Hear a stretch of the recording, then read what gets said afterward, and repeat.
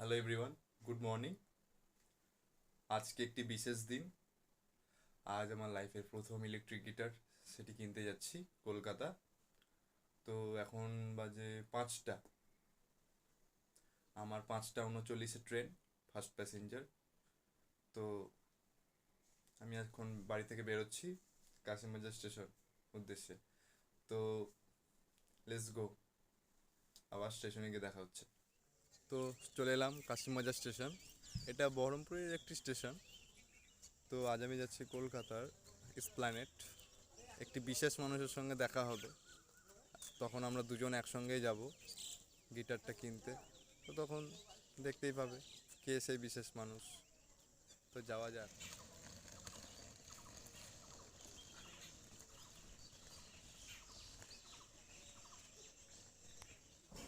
Finally আমাদের train চলে এলো, যাওয়া যাক। হ্যালো, ফাইনালি আমরা পৌঁছালাম শিয়ালদা। তো এই যে শিয়ালদা স্টেশন। এবার মিট করব আমার স্যারের সঙ্গে, স্পেশাল স্যার। তো স্যার অপেক্ষা করছে, তো যাই। ফাইনালি স্যারের সঙ্গে দেখা। স্যার, আমরা এবার গিটারের দোকান যাব এবং চেক করব বিভিন্ন গিটার। একদম, চলো তাহলে দেখো। তো চলে এলাম আমাদের মিউজিক মল, এই যে রাস্তার ওপারে। তো আজ আমি এসেছি আমার লাইফের প্রথম ইলেকট্রিক গিটার কেনার জন্য। তো আমি সঙ্গে আমার স্যারকে নিয়ে এসেছি যাতে সুবিধে হয়। তো আজকে ইলেকট্রিক গিটার কেনার জন্য যে যেই কথাগুলো আজ পর্যন্ত হয়নি, সেই কথাগুলোই আজকে একটু স্যার বলবে যে কী ব্যাপার। হ্যালো এভরিওয়ান, তো I am Preet. We are just outside musicians mall. তো ও হচ্ছে সৌরজিৎ, আমার স্টুডেন্ট। অ্যান্ড ও অনেক দিন ধরেই গিটার বাজায়, অ্যাকোস্টিক গিটার বাজাচ্ছে, ওর কাছে আছে। অ্যান্ড ও অনেক দিনই ইচ্ছা ছিল একটা ইলেকট্রিক গিটার কিনবে। তো ফাইনালি ও একটু টাকা পয়সা জমিয়ে আমাকে বললো।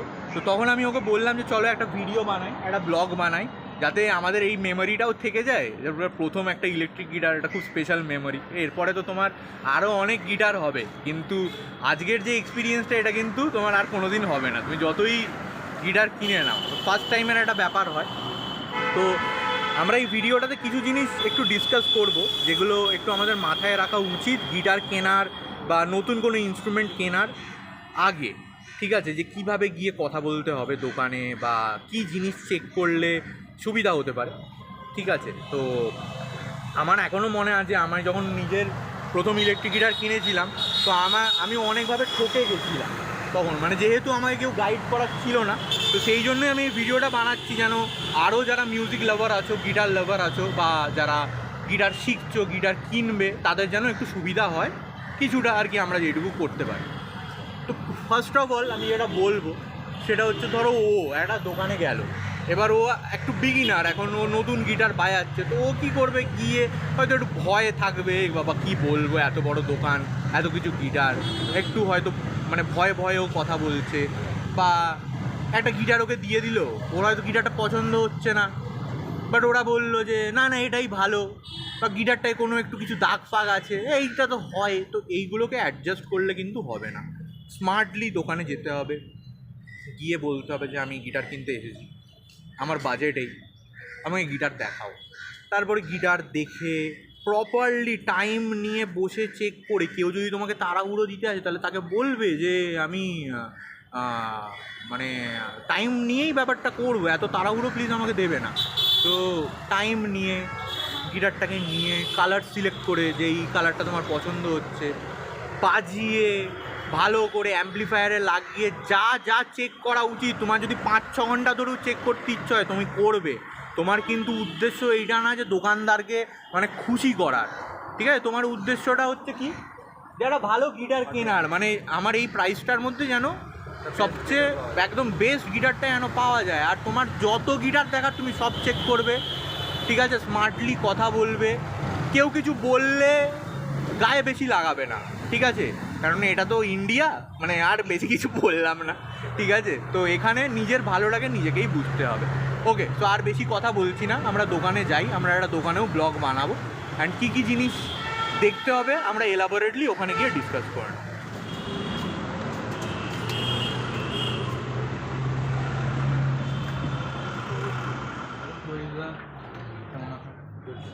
এই যে আমার স্টুডেন্ট, নমস্কার। ঠিক আছে, একটু গিটার দেখাও 15-16 এর মধ্যে। ইলেকট্রিক ফেন্ডার বা কিছু দেখাও। ফেন্ডার হলে 17,000 টাকা দাম। ঠিক আছে, তুমি দেখাও না, আসো।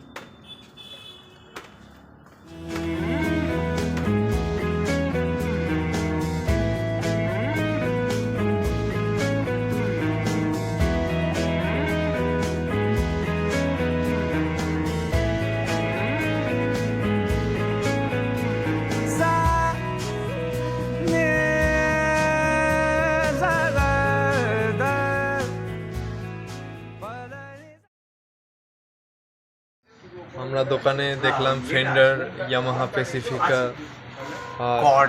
কর্ড, জ্যাকসন, আর এটা তো এইগুলো দেখে তোমার কেমন লাগে? ভালোই লাগলো। তো সব থেকে বেটার এটাই লাগছে যেটা স্যার বাজাচ্ছে, টেস্ট করছে। রাইট, Colour এটা টা- একটা খুব নামকরা কোম্পানি না, ঠিক আছে, বাট যেটা আমি বলছিলাম যে সবসময় মানে কোম্পানির মানে উপরে অবসেশনে যাওয়া উচিত না। অ্যাকচুয়ালি এই গিটারটা একটু প্রাইসটাও কম, বাট ফিল ওয়াইজ এটা আমাদের এখন অবধি সবচেয়ে ভালো লেগেছে। ঠিক আছে, এটার কোম্পানিটার নাম হচ্ছে SQOE, এটা একটা স্প্যানিশ কোম্পানি। ঠিক আছে, গিটারটা এরকম দেখতে আমার খুব ভালো লেগেছে। সৌরচির সাদাটা পছন্দ ছিল, বাট আমি ওকে বললাম যে লালটাই নাও। ঠিক আছে, this is how the guitar looks. একটু গিটারটা সাউন্ড শোনাই।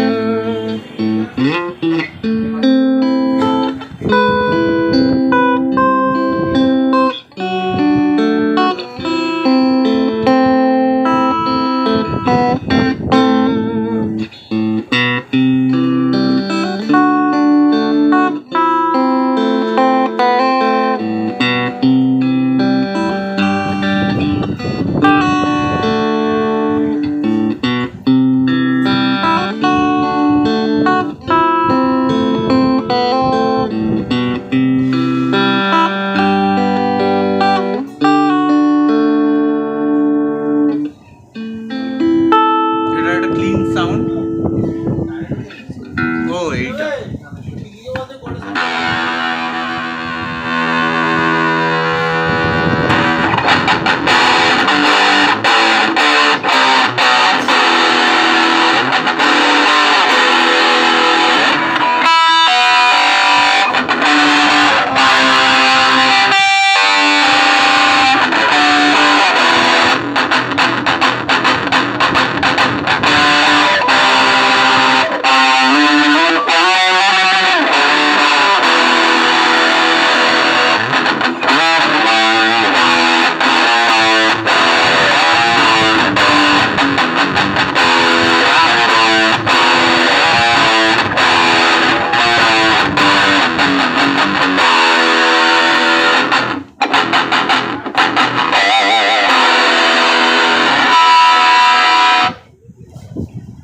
গিটারের সাথেই এই যে গিটারটা,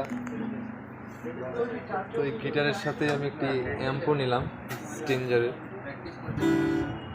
যেটাতে guitar input jack, guitar aux volume, distortion আলাদা option, echo option, echo depth, delay, mic আছে, কোনো মাইক লাগানো যাবে, এবং ফোন, বেস, ব্লুটুথও আছে, মিড, ট্রেবল, এটাতে ডিলে আছে, ডিলে। ব্লুটুথও আছে। এবার আমার দিকে দেখাও। একটা জিনিস দেখো, ওর একটা সৌরজিতের ইচ্ছা ছিল, স্বাভাবিক, এটা সবারই ইচ্ছা হয় যে একটা গিটার কিনবো, যেন একটা ফেন্ডার হোক বা একটা আইভানেস হোক, কিন্তু ফেন্ডারের গিটারটার দামে আমরা একটা গিটার আর একটা অ্যাম্প পেয়ে গেলাম। মেবি এটা হয়তো খুব একটা নামই না, বাট এমনিও এটা ওর ফার্স্ট ইলেকট্রিক গিটারও হয়তো এটা ফার্স্ট 2-3 বছরই বাজাবে, তারপরে তো বেটার ইলেকট্রিক গিটারও কিনবে। তো this is the best decision, ওই জন্য একটু আমরা টাইম নিয়ে করলাম। আর একটা জিনিস যেটা হচ্ছে যে গিটারটা নেওয়ার টাইমে কী কী জিনিস চেক করতে হবে এটার ব্যাপারে একটু বলে দিই। তো গিটারটা সবচেয়ে ইম্পর্টেন্ট জিনিস হচ্ছে কমফোর্টেবিলিটি, ঠিক আছে, মানে যে আমার কতটা কমফোর্টেবল লাগছে গিটারটা বাজিয়ে। এটার বডি কন্টুরসগুলো খুব কমফোর্টেবল, আর এটার যেটা সবচেয়ে কমফোর্টেবল জিনিস আমাদের লেগেছে এটা হচ্ছে নেক প্রোফাইল। খুব সরু, আমরা যখন ফেন্ডারটা বাজাচ্ছিলাম it was not that much comfortable. নেকটা খুব মোটা ছিল অ্যান্ড গিটারটার ফিলটা আমার খুব একটা ভালো লাগছিল না। এখানে একটা জ্যাকসন রাখা আছে, এইটা একটু বেটার লাগছিল, বাট এটার আবার একটা পিক আপ কাজ করছিল না, ঠিক আছে। তো অনেক গিটার ট্রাই আউট করে করে করে করে এই গিটারটার সাউন্ডটা আমাদের ভালো লেগেছে, এই গিটারটার ফিল ভালো লেগেছে। মানে ফিল মানে এই যে হাতে ধরে কি আমার কমফোর্টেবল লাগছে গিটারটা বাজাতে, মানে একটা ইজ হচ্ছে কি বাজাতে, টোন। তারপরে এটা দেখো 22 ফ্রেটস আছে, ফ্রেটসগুলোও ভালো, ঠিক আছে। এইচএসএস আছে, তো কোনো কিছু মেটাল বাজালে এই পিক আপটা ইউজ করা যেতে পারে। আবার কিছু ক্লিন কিছু বাজালে তুমি নেক আর মিডল পিক আপটাও ইউজ করতে পারো। অ্যান্ড একটা ওয়ামি বারও আছে, ওয়ামি বারটা সেট আপ করা নেই, এটাকে সেট করতে হবে। So we took the time to take the correct decision. এবার ডিপেন্ড করছে যে তুমি গিটারটা কীভাবে যত্ন করছো, কীভাবে সিজন হচ্ছে গিটারটা, সেটার উপর অনেকটা জিনিস ডিপেন্ড করবে। আরেকটাও জিনিস যেটা খুব ইম্পর্টেন্ট, যখন নিচ্ছ প্রত্যেকটা জিনিস চেক করে নেওয়া ভালো। যেরকম এই জ্যাকটা লুজ নেই তো, ঠিক আছে। তারপরে এই যে এটা কাজ করছে, সবকটা কাজ করছে নাকি, কোনো ফ্রেটে বাজ হচ্ছে নাকি।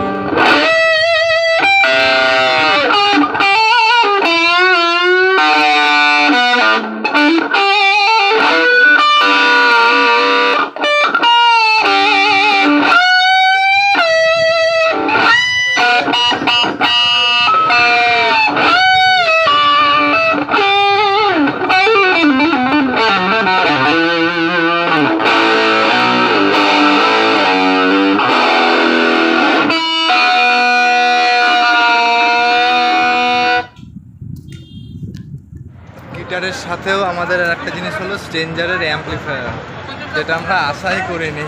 শুধু ভেবেছিলাম গিটার নিয়ে বাড়ি যাব, তো ভাবো খুব ভালো যে গিটারও হলো প্লাস কেবিল আর অ্যাম্পও হলো, আর অ্যাম্পটাও হয়ে গেল, আর প্লেকট্রামও দিল, প্লেকট্রাম তারও দিল, ভালোই, ব্যাগটাও ভালো, ভালোই হলো। এবার বাড়ি চলে যাচ্ছি। হ্যাঁ, bye bye sir, bye bye.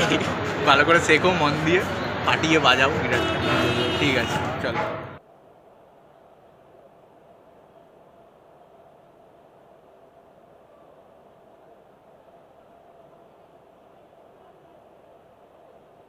Hello. তো কলকাতা থেকে গিটারটা কিনে খুব সাবধানে, ট্রেনের মধ্যে তো খুব ভিড় থাকে, তো খুব সাবধানে নিজের গিটারটা নিয়ে এলাম এবং অ্যাম্পটাকেও নিয়ে এলাম।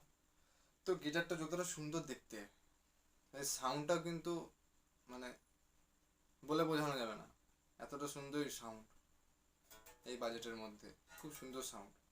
একটা গান বাজাই দিয়ে আমরা কিছু কথা বলবো ইম্পর্টেন্ট, তো লেটস গো, বাজাই।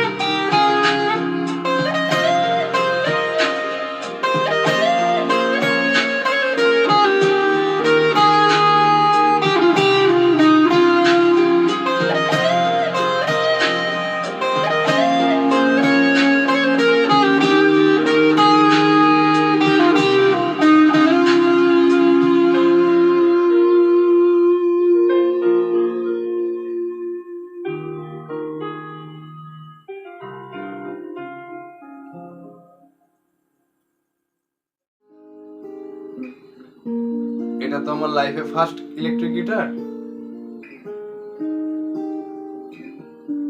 আমি কিছুটা হয়তো পারি বাজাতে,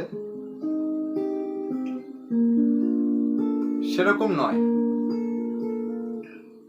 কিছুটা পারি।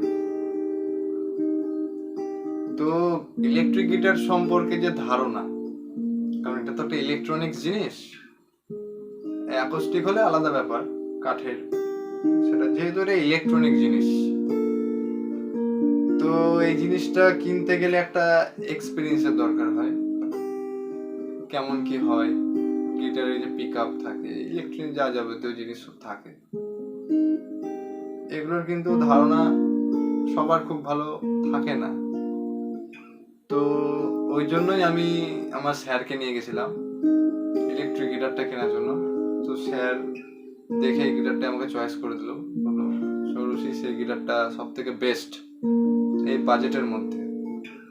তো খুব ভালো, আমিও খুব খুশি হলাম। গিটারটা দেখতেও খুব সুন্দর, সাউন্ড অবভিয়াসলি যেরকম হয় আর কি, খুব সুন্দর।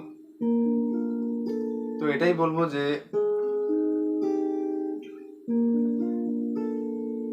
মানে অন্য কাউকে ছোট করছি না,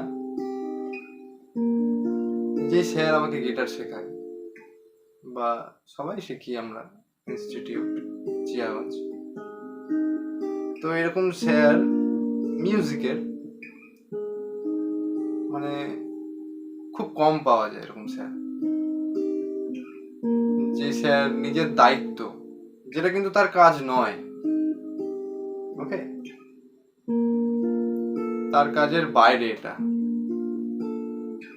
সে এই রোদের মধ্যে আমার জন্য কিন্তু স্টেশনে দাঁড়িয়েছিল, কারণ তার একটা স্টুডেন্ট খুব আনন্দ নিয়ে একটা গিটার কিনতে আসছে তার শহরে, যদিও বা তার কাছে অচেনা, মানে তার স্টুডেন্টের কাছে। তো এই কথাগুলো আমি না বলে আর পারলাম না, মানে বলতে হবে আর কি, কিছু করার নেই। তো আমার তরফ থেকে স্যারকে অনেক অনেক ধন্যবাদ, 1 নম্বর। 2 নম্বর, স্যারের যে দায়িত্ববোধ ছিল সেগুলো আমার খুব ভালোই লাগলো, মানে খুব সুন্দর। মানে আমি এটাই বলবো, বাকিদের বলবো তোমরা ভালো করে শেখো, আমিও শিখবো যদিও বা, মানে আমার সাথে যারা আছো পার্টনার, মিউজিক পার্টনার, তাদেরকে উদ্দেশ্যে বলছি ভালো করে শেখো। দেখো এরকম টিচার কিন্তু খুব কম পাওয়া যায়। এতটা রাস্তা আসে প্রত্যেক সপ্তাহে, মানে আমি তো একদিন গিয়ে দেখলাম মানে কিরকম কি হয়, এতটা ভিড়, এতটা রাস্তা বসে থাকা, তারও একটা চাওয়া পাওয়া বোধহয় কিছু থাকে। মানে কলকাতা থেকে জিয়াগঞ্জ এত দূর আসছে একটা ক্লাস করাতে, তো সব স্টুডেন্টরা যদি নিয়মিত হোমওয়ার্ক করে খুব ভালো লাগে সেটা। স্যারের সেই এতটা রাস্তা অতিক্রম করে আসা, এটা কোনো মনে হবে না যখন দেখবে স্যার বা স্টুডেন্টগুলো খুব ভালো।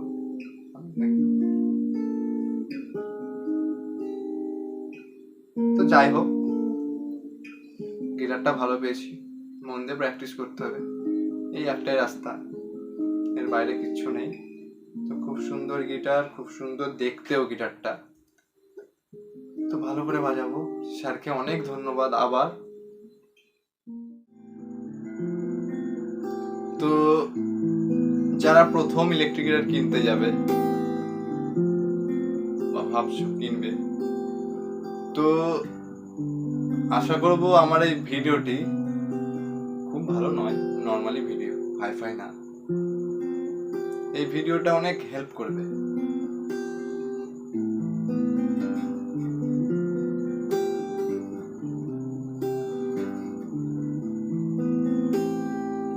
থ্যাংক ইউ, ভিডিওটা খুব সুন্দর হয়েছে। তো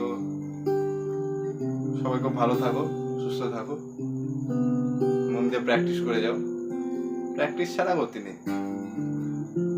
প্র্যাকটিস করে যাও, একদিন সফল নিশ্চয়ই আসবে। তো থ্যাংক ইউ সবাইকে।